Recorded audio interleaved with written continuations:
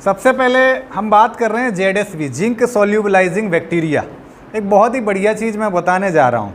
हम सभी लोग धान की खेती करते हैं और धान में एक बहुत ही कॉमन प्रॉब्लम है, एक तत्व की कमी है जिसका नाम है जिंक। और इसकी पूर्ति के लिए आप सभी लोग अपने खेतों में हर साल क्या डालते हैं? जिंक सल्फेट डालते हैं।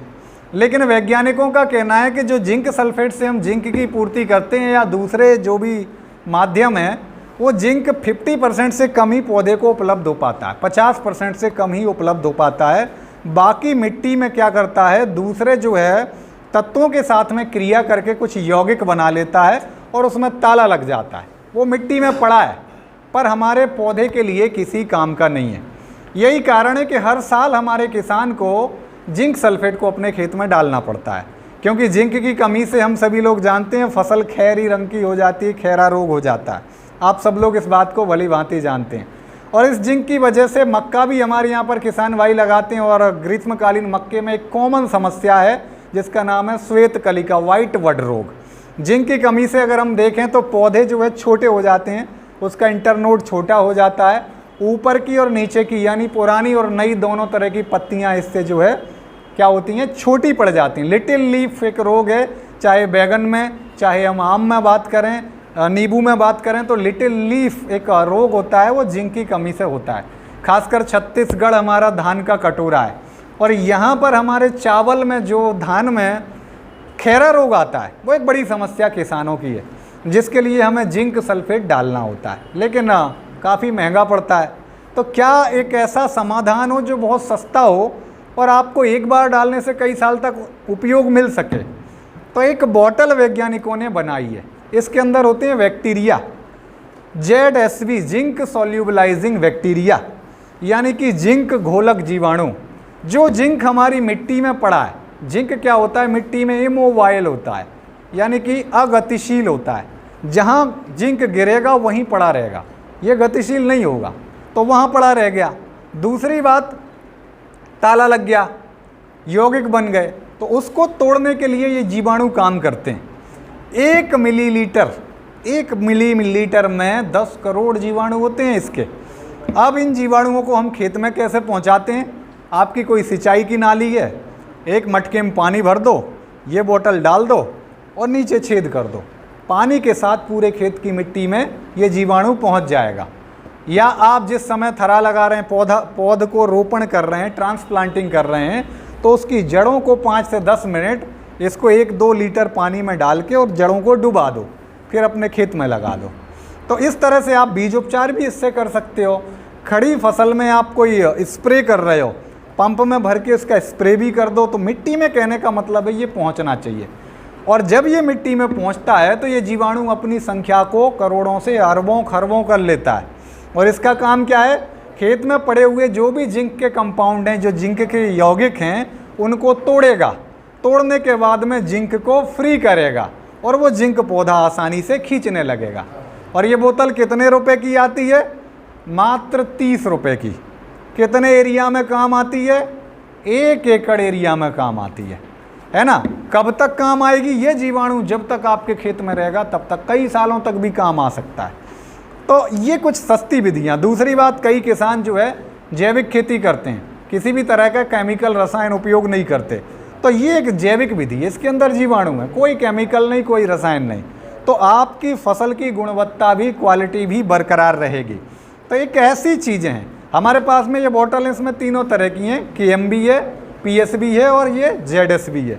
PSB यानी फास्फोरस को घोलने वाला जीवाणु, KMB यानी कि पोटास को घोलने वाला जीवाणु।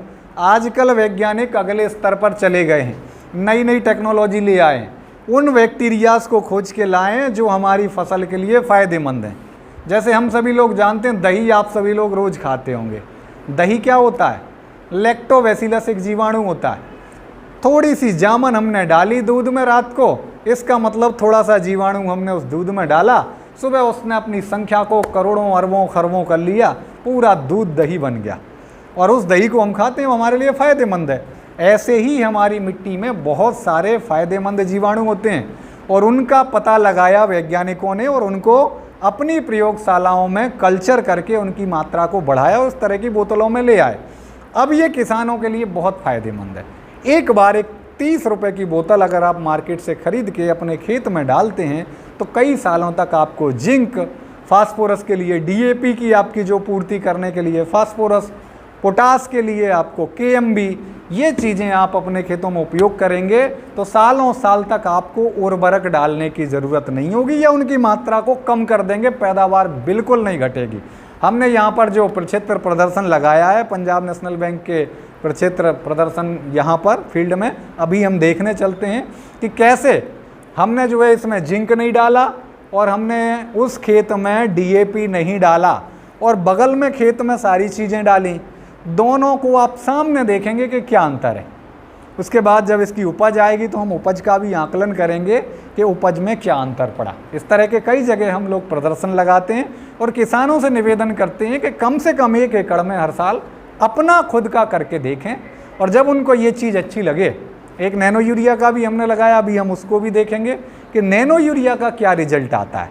आपके सामने वो चीज़ रहेगी। पहला डोज जो है हमने खेत का डाला है, उसमें जो हमारा दानेदार यूरिया होता है, उसके बाद खड़ी फसल में जो स्प्रे होता है वो नैनो यूरिया के स्प्रे कराएं।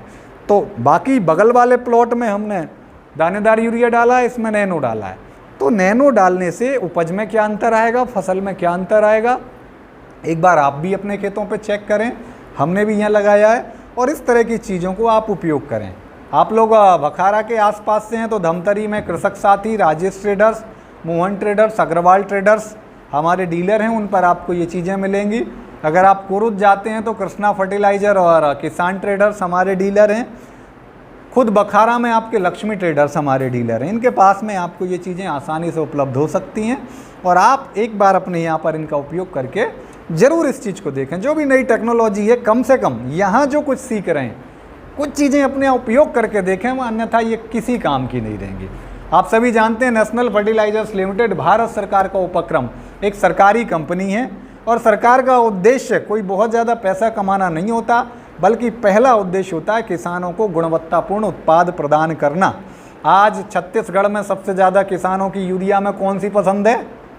किसान यूरिया। आप सभी लोग जानते होंगे किसान यूरिया किस ब्रांड का है, कौन सी कंपनी बनाती है? National Fertilizer Limited, NFL। तो जो NFL का किसान यूरिया है वही NFL सरकारी कंपनी आपके लिए ये सारी चीज़ें लाती है, लेकिन किसानों को इनकी जानकारी नहीं है। तो आप सभी लोग इस चीज़ के लिए ज़रूर उपयोग